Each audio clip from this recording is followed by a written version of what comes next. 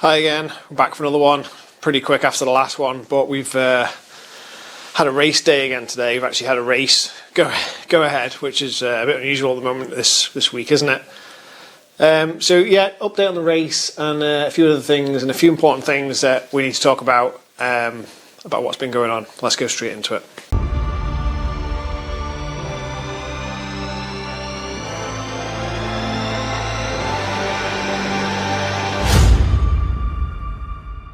So first things first, Michael's got his win. He's got his 27th win, and now he is officially the new king of the mountain, isn't he? He's the greatest of all time, however else you want to describe him. But listen, the numbers don't lie, do they? There's no hiding from it now. He's eclipsed Joey, and he'll ultimately go on and win many more, and nobody can take any of that away from him.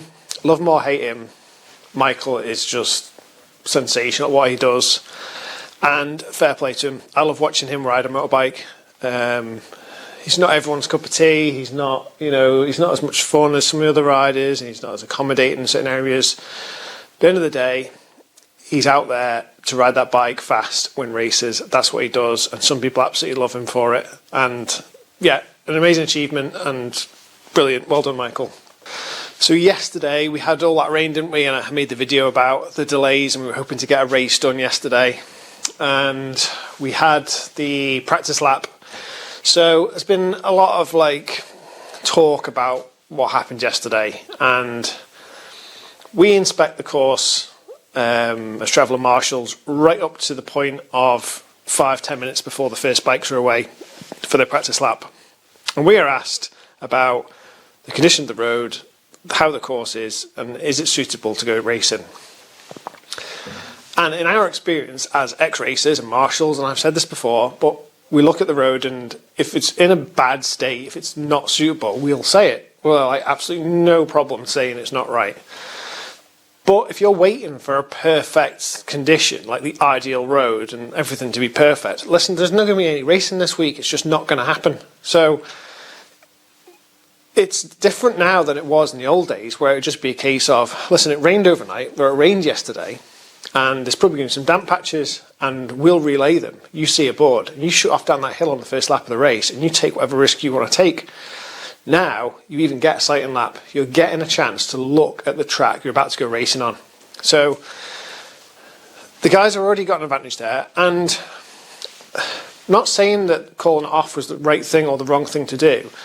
Ultimately, we said it's okay to go racing. There was wet patches in a few places and some damp patches in others, but that doesn't mean it's not safe to go racing. It just means that you need to be careful in those places.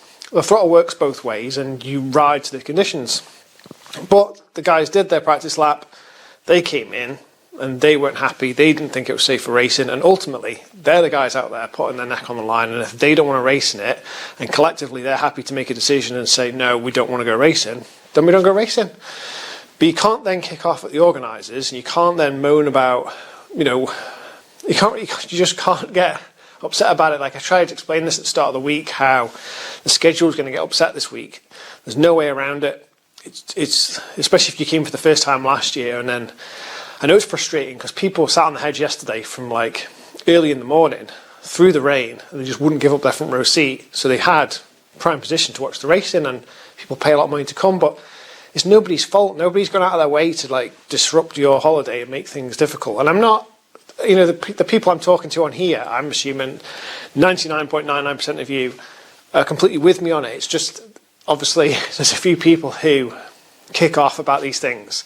And, it's not fair, and So I'm definitely not having a go at you guys. Everyone I've spoke to is completely, they get it, they understand, they know how it works.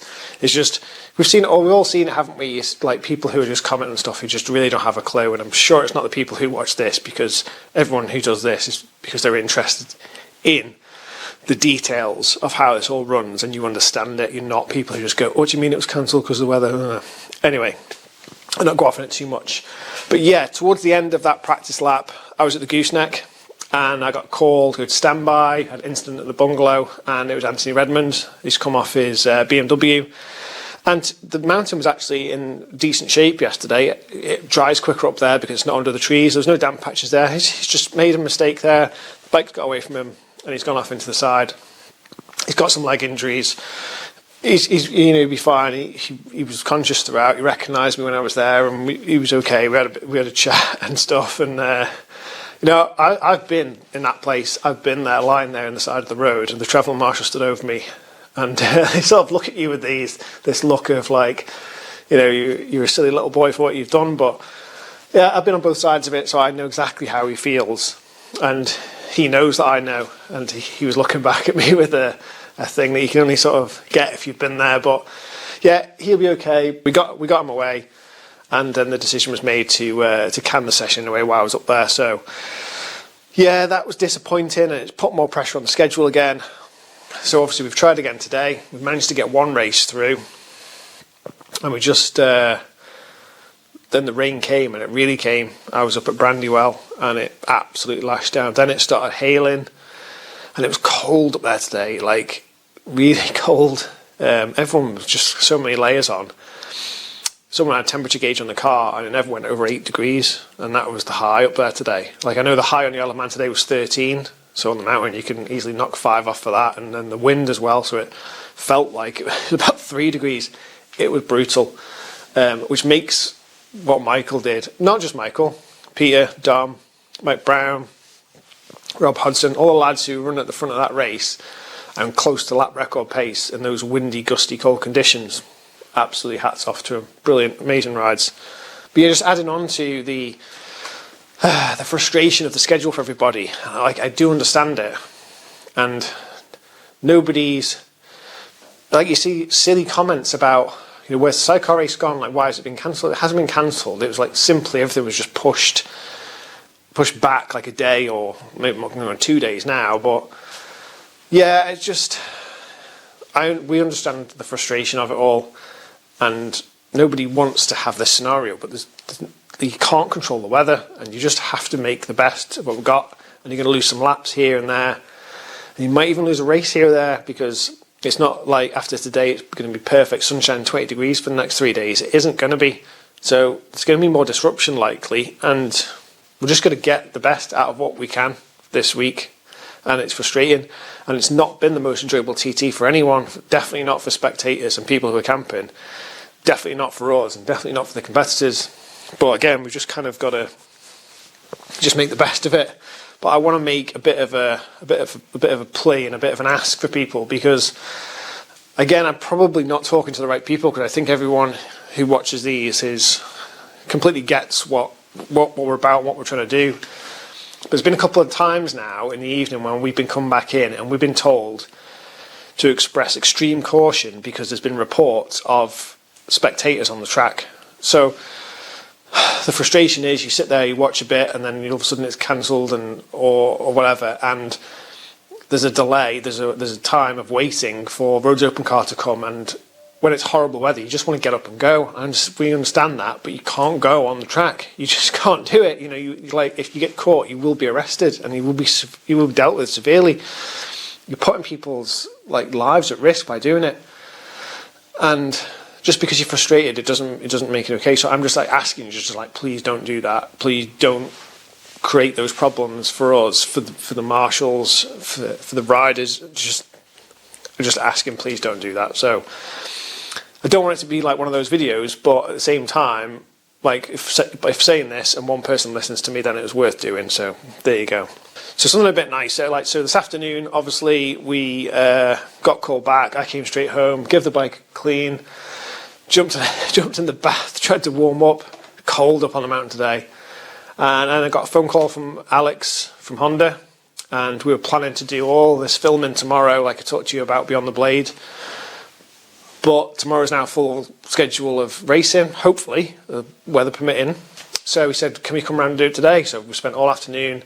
Chad was here, videographer, and Alex, and we got some really good stuff with the bike and a really good little conversation, and I think it's going to make a really, really good piece. So I'm looking forward to seeing that. The stuff that me and Jim did for Motorcycle News last week's come out, so if you pick up MCN this week, me and Jim are in there, have a read of that, that's good.